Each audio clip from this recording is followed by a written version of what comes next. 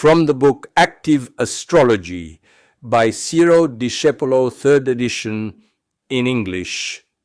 Preface, first edition of the book. This book is intended for all those who cannot travel for their birthday or who think they cannot do so. In reality, I think that it is above all a prejudice whose main reasons are two: the supposedly too high cost or the fear of flying. Many people attack me harshly about Aimed Lunar Returns, and their motivations vary widely, but they don't have the courage to admit that deep down is just because they're afraid of flying. I would like to invite these people to make efforts to overcome this taboo, which on the threshold of the third millennium appears completely anachronistic. During my 54 years of experience, in March 2024, during which I assisted thousand ASRs, I even helped old ladies from the Aosta Valley to fly for the first time alone on the Rome-New York route. Sometimes a few drops of Valium or a double whiskey are enough. Why give up the possibility of living 10 times better because of a simple little taboo? Almost every day I work to convince new reluctant people and the doubt of my detractors that the travel agencies would pay me a percentage has become a virtual certainty since this year. My daughter Laura started working for one of them in 1998. But beyond the joke, the fact remains that, being absolutely convinced of the validity of my method, I strive as much as I can, day after day, to offer light more for those who want to see. To the people who continue to repeat that they cannot afford a trip abroad, I point out that with around 500 euros, you can go to America today, and basically, how many pizzas would you need? Would he give up in 1 year to radically change 12 months? However, I will not return to this, and I repeat that this short volume is aimed above all at those who, for one reason or another, cannot or do not want to leave on the day of their genetliac. In order to be as clear as possible on this subject, I would like to clarify a certain number of things. Active Astrology, my school, as I have already had the opportunity to say, is a particular way of using astrology which agrees to operate exactly in opposition to those who, abandoning themselves on a sofa, arms wide open, say to the stars, "Do with me what you want." Active Astrology, on the contrary, aims to put man in a position to raise his fist to the sky and make him shout, "I will sell my skin dearly." To implement this resolution, man has, in my opinion, two possibilities: to travel on his birthday and to follow the concept of the exorcisation of the symbols. In my previous books, Trattato pratico di rivoluzioni solari, esercizi sulle rivoluzioni solari mirate, and a complete treatise on transits and solar revolutions in astrology, I essentially tackled the themes relating to the first of the two remedies indicated. In this text, on the contrary, I especially emphasize the advice relating to how to exorcise the symbol in astrology, specifying, however, that such a process does not guarantee the same results as the targeted birthday. I mean that if one is willing to leave, one can guarantee very satisfactory results, whereas if one does not leave and tries to mitigate the negative effects of a bad solar revolution through exorcisation of symbols, the results will be partial and may not completely satisfy the subject who has chosen to operate in this way. I would like to add that the reading of the following pages is almost inseparable from that of the books already cited, and the whole, as a whole, truly represents the substance of active astrology. The reference to my latest book, Complete Treatise on Transits and Solar Returns in Astrology, above all, requires me to provide new clarifications related to the pessimism-optimism discourse.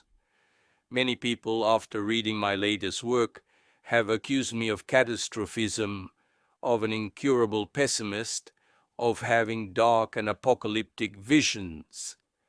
But if that book was the book of warnings and warnings, this one is the manual of hope. Before talking about the remedy, I first had to illustrate the dangerous abysses that we can meet on our way. I do not believe that I am pessimistic at all, or that I am more than reasonable, and I believe, on the contrary, to be realistic. They are two very different things.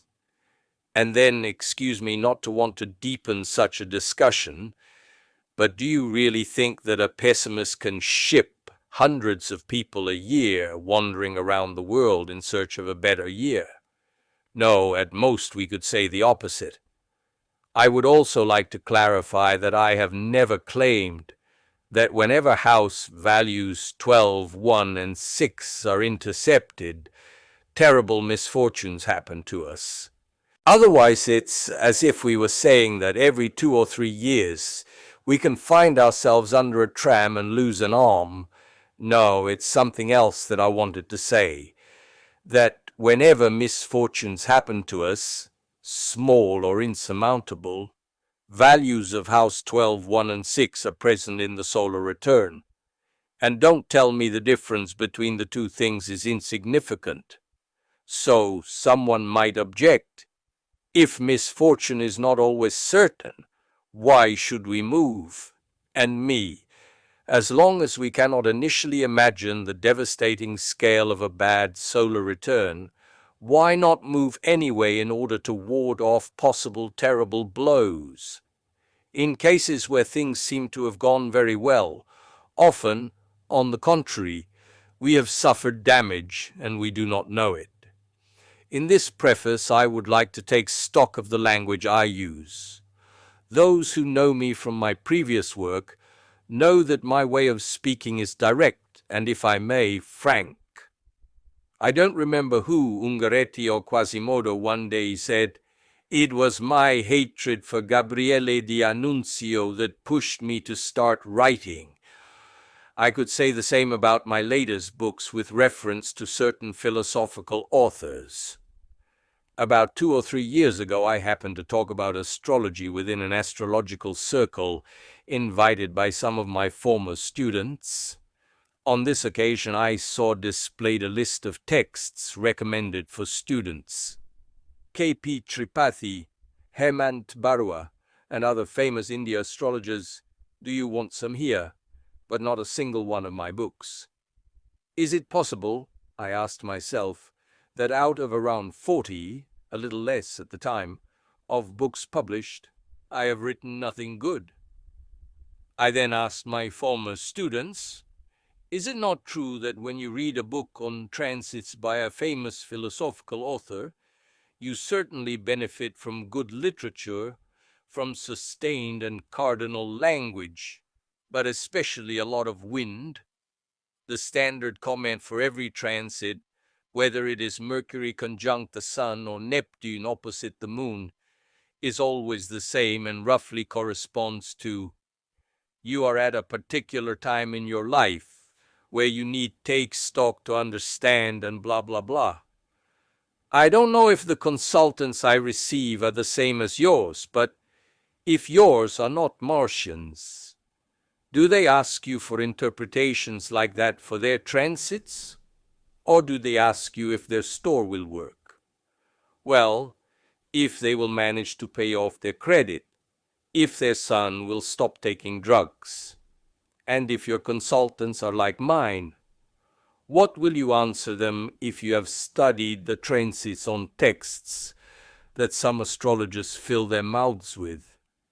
This is why, above all, I decided to write so many pages in a style totally opposite to that of these Bibles, a practical discourse aimed at facts. I wanted to do the same thing in this work that you are about to read or study, and for which I thank the Edizioni Mediterranee, who allowed the Italian edition. You will also find advice that is not closely related to the theme of exorcising symbols, such as those concerning technical problems that one encounters when practicing active astrology, for example regarding scissors. Before concluding, I would like to add a few more things. That people who wish to deal with active astrology do not seek validity of the method in my private life. My birth sky is very heavy as far as health is concerned, and I believe that I owe above all to the UC rules of my method of still being alive. I probably wouldn't live to be long, but that shouldn't distract you from the validity of active astrology. Try it on yourself and on the people you care about, and you will be convinced that it works. This text is inspired in part by my old book Il sale dell'astrologia, The Salt of Astrology, but only one chapter has been extracted from it and is inserted in this one.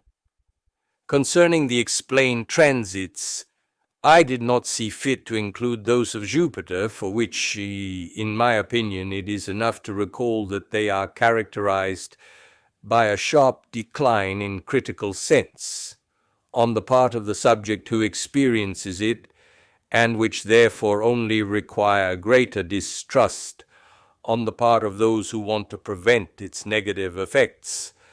Finally, I would like to thank my friend Lorenzo Vancheri, who, with the precision typical of the Virgin, corrected the proofs of the book and gave me valuable advice.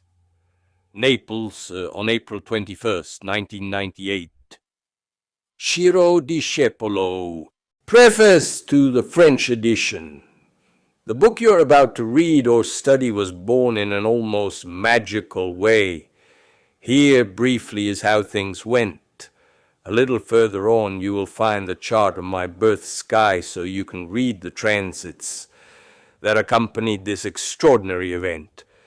I would like to point out that we are talking about Wednesday evening, July 6th, 2011, a few hours before the birthday of a close relative, and only a few days before my birthday. Uranus is transiting exactly conjunct my midheaven, and Jupiter is also transiting my 10th house of birth. My current solar return presents Venus and Jupiter conjunct in the midheaven. I am speaking with a very dear friend of mine who teaches French at the Federico II University of Naples. Her name is Claudine Galtieri. We met many years ago for the translation of Transiti e Rivoluzioni Solari, Transits and Solar Returns, published by the prestigious publishing house Editions Traditionnelles. In just a few months, the text was out of print.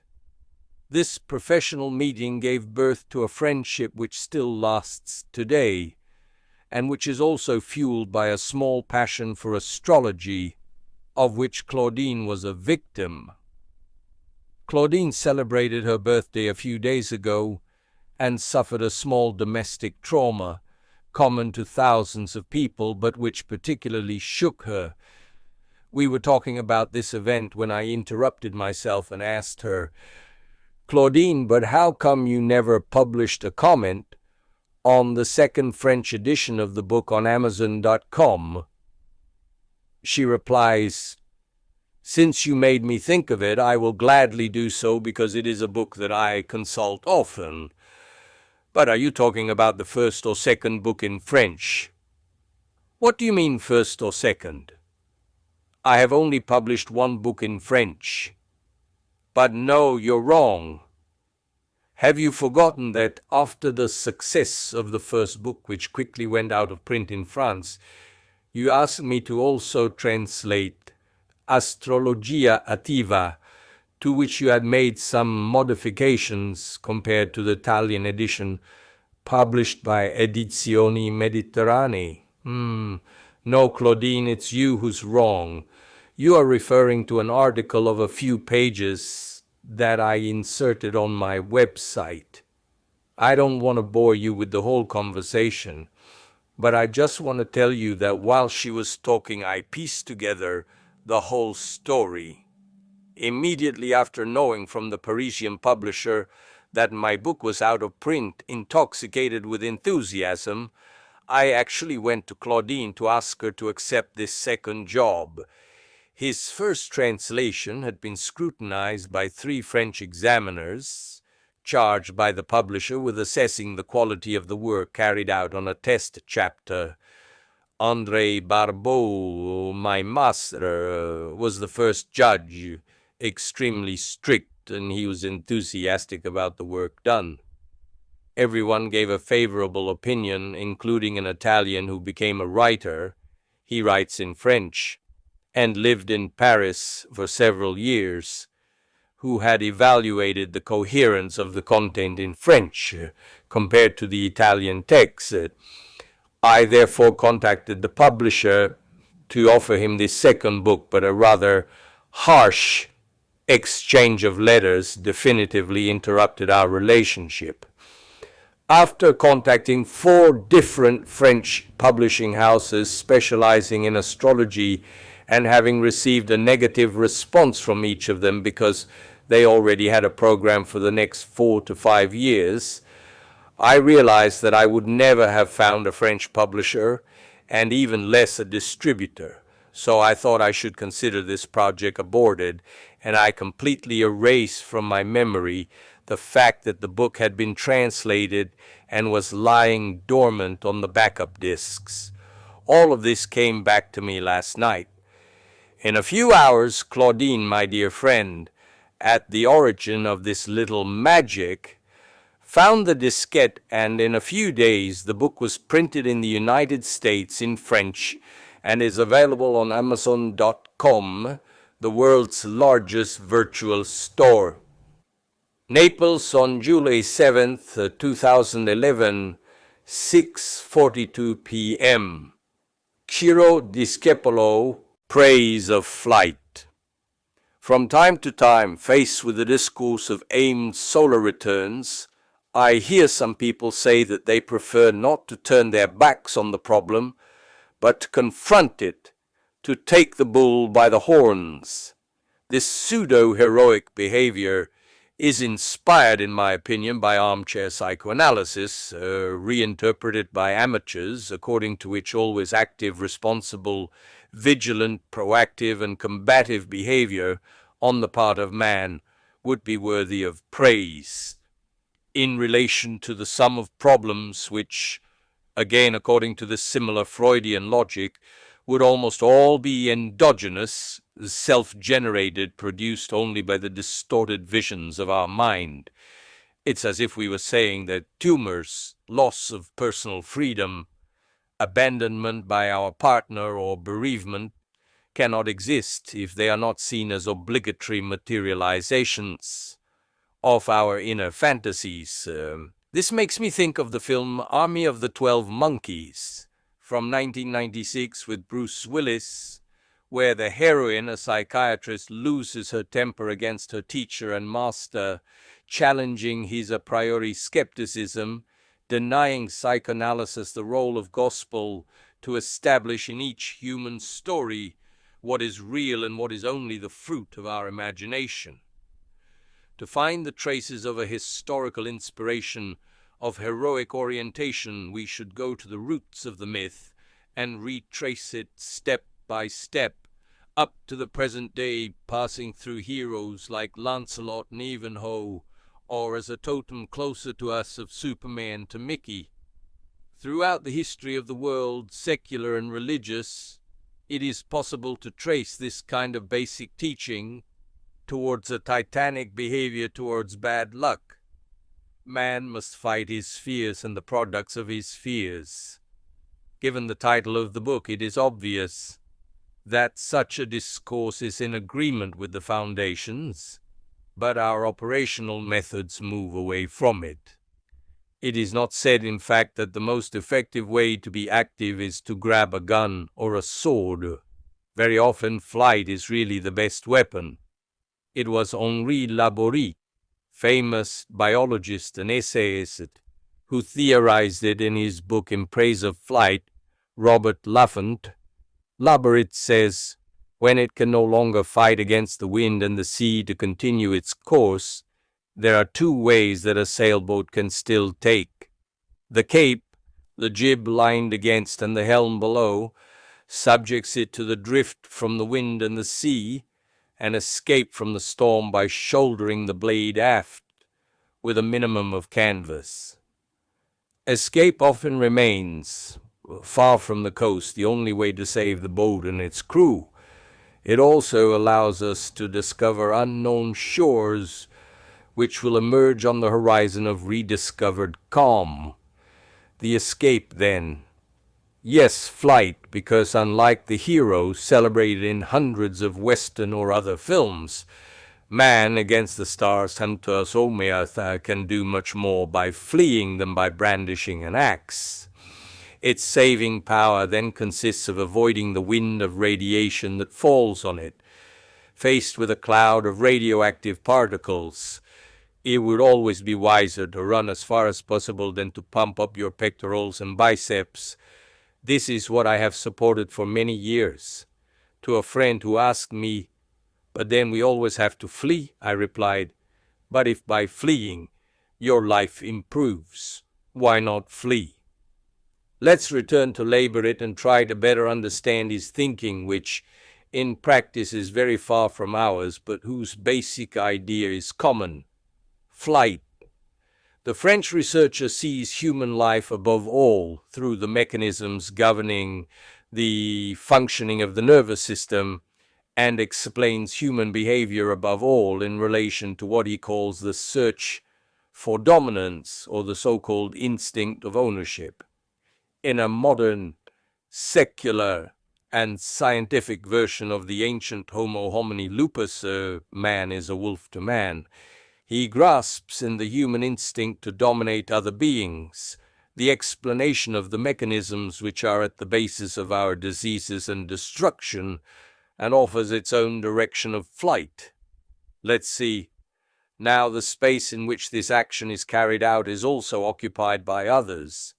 Confrontation must be avoided, because from it a hierarchical scale of dominance will necessarily arise, and it is unlikely that it will be able to satisfy, because it alienates one's desire from that of others.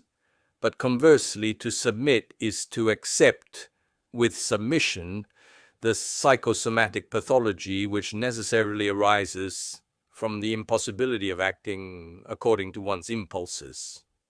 To revolt is to risk ruin, because revolt, if carried out in a group, immediately finds a hierarchical scale of submission within the group, and solitary rebellion quickly results in the suppression of the rebel by the abnormal generality, who believes herself to be the owner of normality. All that remains is the escape. There are different ways to escape. Some people use so-called psychotogenic drugs, others psychoses, others commit suicide, others navigate alone. There is perhaps another way to escape into a world that is not of this world, the world of the imagination. In this world there is little risk of being prosecuted. We can carve out a vast, rewarding territory which some would say is narcissistic. It doesn't matter, because in the world where the principle of reality reigns, submission and revolt, dominance and conservatism will have lost their anxiety-provoking character for the fugitive, and will no longer be considered anything other than a game in which one can, without fear, participate, way of being accepted by others as normal. In this world of reality, it is possible to play to the brink of breaking with the dominant group, and escape by establishing relationships with other groups if necessary, and keeping intact one's imaginary gratification, the only one that is essential and beyond the reach of social groups. This behavior of a flight will be the only one to remain normal in relation to oneself, as long as the majority of men who consider themselves normal try unsuccessfully to become so by seeking to establish their individual, group, class dominance of nation, of blocks of nations, etc. Experimentation shows, in fact, that the alerting of the pituitary gland and the adrenal cortex, which, if it persists, leads to the visceral pathology of so-called psychosomatic diseases, is the work of the dominated or of those who unsuccessfully seek to establish their dominance, or even dominance whose dominance is contested, and who try to maintain it. All of these would then be abnormal, because it does not seem normal to suffer from a stomach ulcer, sexual impotence, high blood pressure, or one of the many depressive syndromes so common today. However, as stable and uncontested dominance is rare, fortunately you see that to remain normal, all you have to do is flee away from hierarchical competition. Wait for me, I'm coming. So according to Laborit, man must defend himself above all from man, and must flee by isolating himself in an imaginary world. In my opinion, on the contrary, man must defend himself above all from the stars, and he can do so in a very profitable way thanks to the aimed birthday, the technique that I called exorcisation of the symbol can also be used for this, but it should be used especially when you have not been able to travel for your birthday. I immediately respond to what seems to me the most obvious reaction from the reader, but that means having a paranoid view of life. I realize that everything suggests that this is so, and I am not sure that defending oneself from such an accusation is worth it. My counter-question might be, could you accredit a different and equally credible view of life? Do you really think that our time on Earth could resemble in any way the story of a life told in a Frank Capra film? Life as a giver of joy, life as a vector of pleasures, and 1,000 pleasures, or life as a neutral entity, spectator of a largely flat and trauma-free existence? Which model do you think is closest to reality? The model that I personally have before my eyes is a model where, from the morning, in addition to having to defend ourselves from our fellow human beings, we must defend ourselves from pollution, from natural disasters, from the attack of microbes, germs, illnesses of all kinds, and so on. If thinking that is being paranoid, then I am.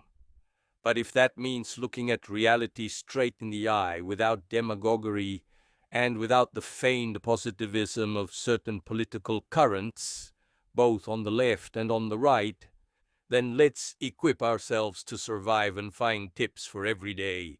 Let's erase ourselves the hypocrisy which makes us think that a malignant tumor is a rare occurrence in human life. The truth is that the tumor, like the judicial error or the loss of work, are in no way rare eventualities in the life of a human being, but the simple playing field where we evolve during these handful of seconds, which we is given to live during our time on Earth. Moving towards the exorcisation of symbols or the aimed birthday does not mean aspiring to become immortal, but simply defending ourselves as best we can, like when in winter we wear a scarf, nor more, no less. The reasons for a vocation: I discovered astrology in 1970 at the age of 22 at Latin Airport while I was doing my military service. Very quickly I immersed myself in it with passion.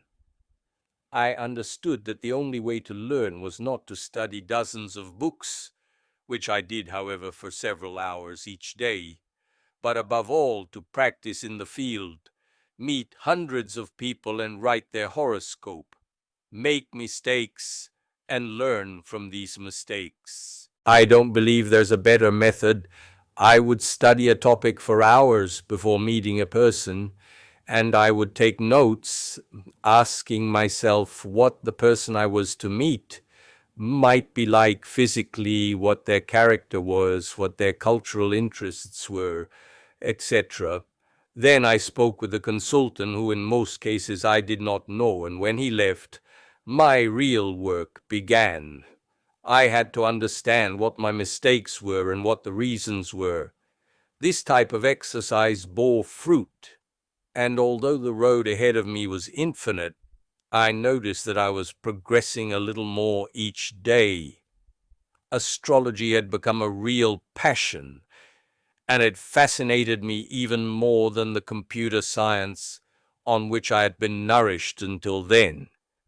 But there was something that bothered me.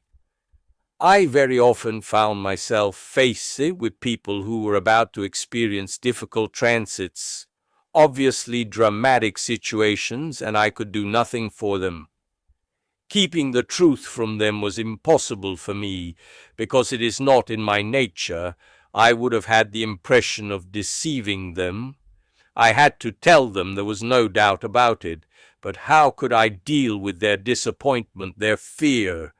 This was the knot I had to untie if I wanted to continue being an astrologer. During those years, I also did my first Jungian analysis, and I read a lot of psychology books. I was very quickly fascinated by the idea of constellating a symbol, or what later I would call the exorcisation of a symbol. In psychology, constelle means to activate, to bring to life. I read with extraordinary interest the preface that Gianfranco Tedeschi, Jungian analyst and head of the Italian school, made to Jung's book on schizophrenia for an economic edition, Psicologia della schizofrenia, Newton Compton Italiana, Psychology of Schizophrenia. You will find more information on this in the following chapter, and you will understand that it is from this example that a large part of my practice of astrology was born, which bears the name exorcisation of the symbol.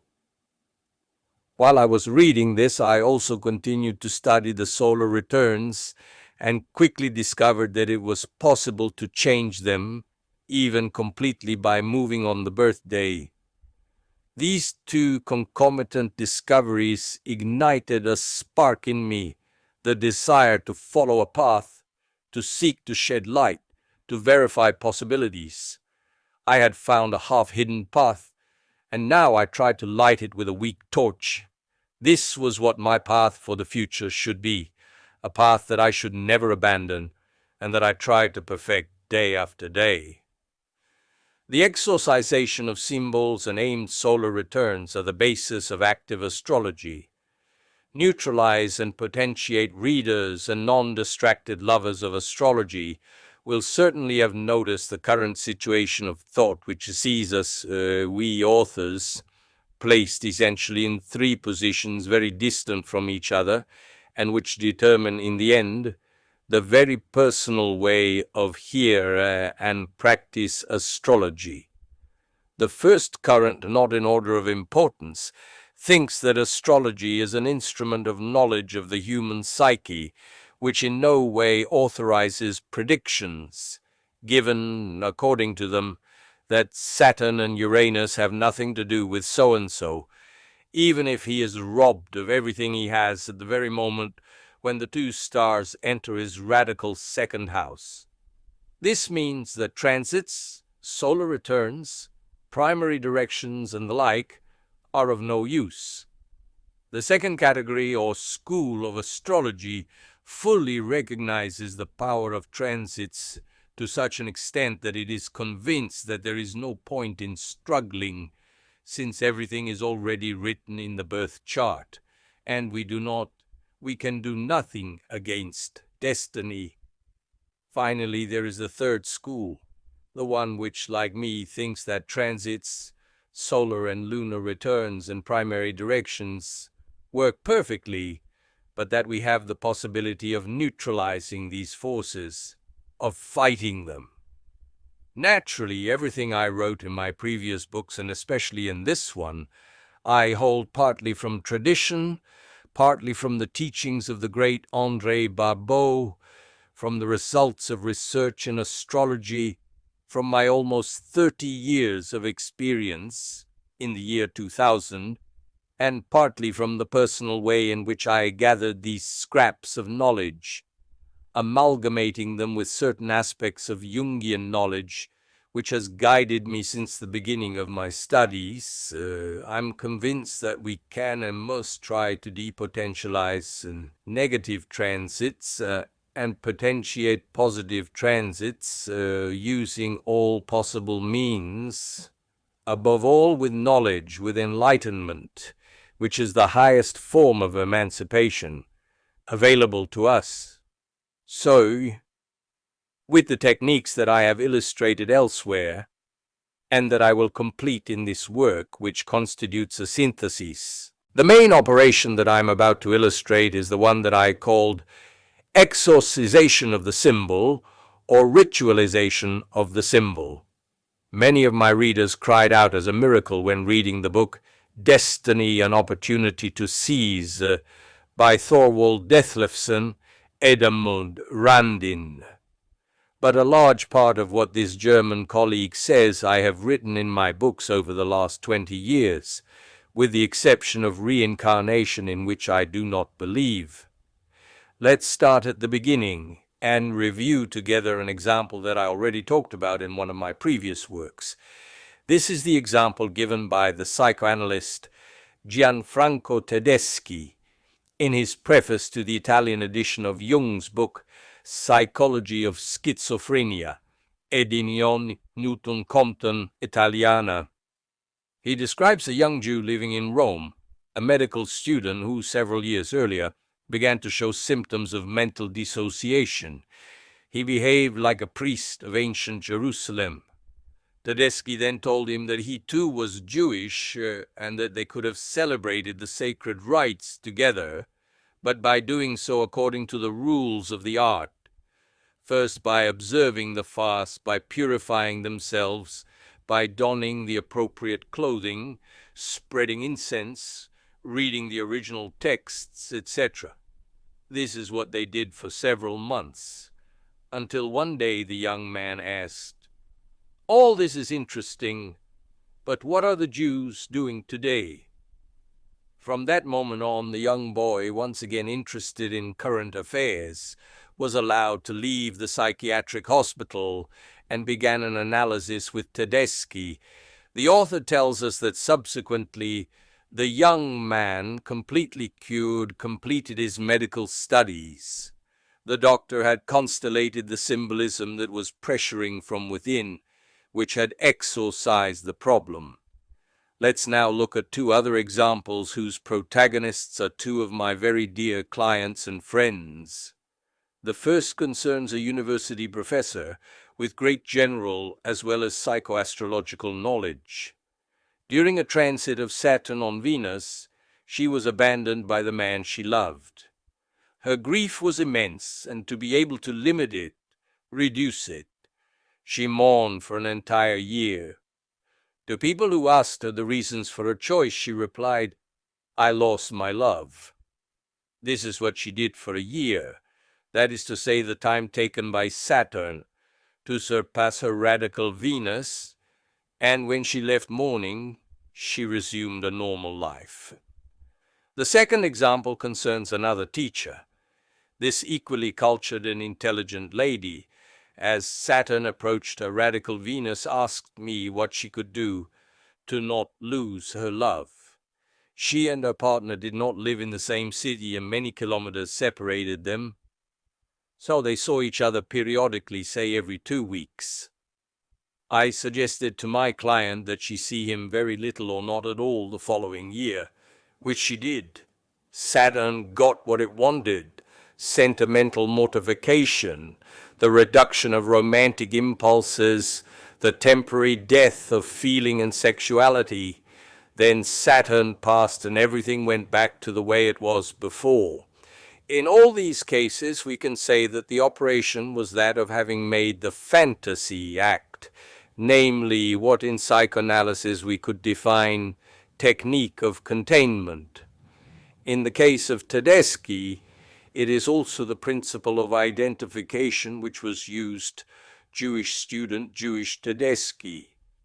This process, of which I am not the inventor, neither Tedeschi nor Jung, but which is part of the rites of all religions, can be applied very often with more than appreciable results, and can be compared to the principle of homeopathic medicine, similia similibus curantur, like is cured by like.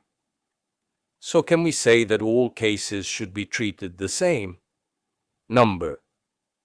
When we experience a transit of Saturn, let's say on the sun of birth, Thorwald Dethlefsen suggests dressing in black, frequenting cemeteries, serious people, etc. But neither my personal experience nor the teachings of psychoanalysts agree on this. Indeed, it is often necessary to use a prosthetic compensation technique. To be clearer, let's admit that the person having to experience the said transit of Saturn, with Sun or Moon harmed by Neptune, is of the sign of Pisces. In this case, we find ourselves facing a psychologically very fragile subject, an emotional sponge, who completely absorbs the atmosphere that surrounds him. We cannot suggest that such a subject read Les Misérables by Victor Hugo and surround himself with people who cry easily. Instead, we should advise him to hang out with healthy, cheerful, balanced people, to see American comedies, and to read Woodhouse. For we must never think that everything must be read, interpreted, and carried out in one direction only. As some people respond better to allopathic medicine rather than homeopathic medicine, we will use the symbol exorcisation technique with certain stronger subjects and the compensatory one with the weaker ones.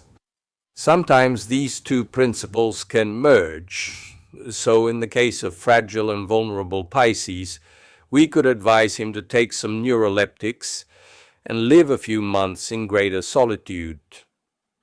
Underlying the concept of exorcising the symbol is the concept of sacrifice, just as thousands of years ago when the Greek shepherd had to choose and sacrifice the most beautiful lamb from his flock to contain the wrath of Zeus.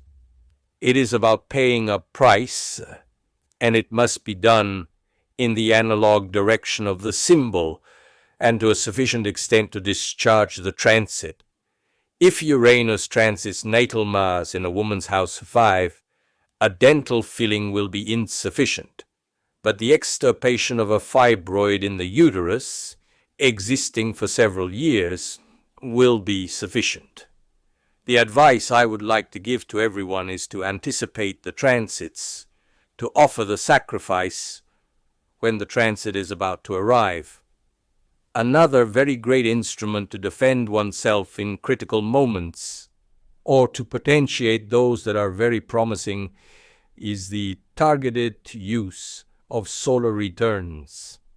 That is to say, the choice of the most appropriate sky to spend your birthday, and from which the horoscope for a year will be derived. I have been applying this technique to my clients and myself for years, and always with excellent results. I advise examining the general situation of a subject about a month before the date of the anniversary, that is to say, when the previous year is about to end, and one is sufficiently current of events which characterize the sky relating to the previous return. Moreover, a month before the genitliac, it is still possible to organize a trip, even if it is a long trip. The technique that I personally use is the development of a dozen solar returns, going from Los Angeles to Tokyo via Europe. If none are suitable, I then explore extreme areas like New Guinea or Easter Island.